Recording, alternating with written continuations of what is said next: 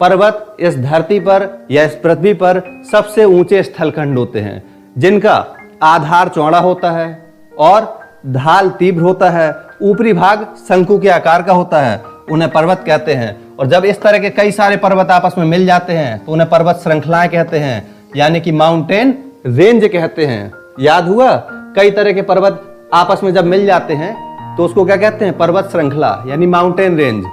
और ध्यान रखिएगा, इसी पर्वत का सबसे ऊंचा भाग होता है, सबसे ऊंचा ये रहा पर्वत और इसका ये है सबसे ऊंचा भाग। इसी सबसे ऊंचे भाग को कहते हैं चोटी, यानी पीक।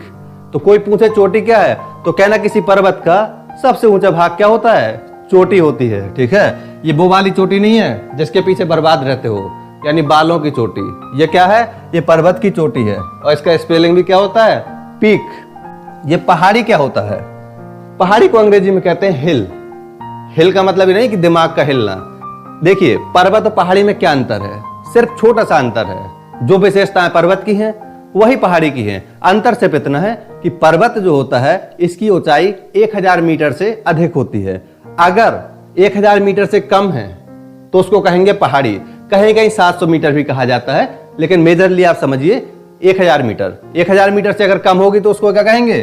पहाड़ी। बाकी सारी विशेषताएं सेम होंगी, इसका भी आधार चौड़ा होगा।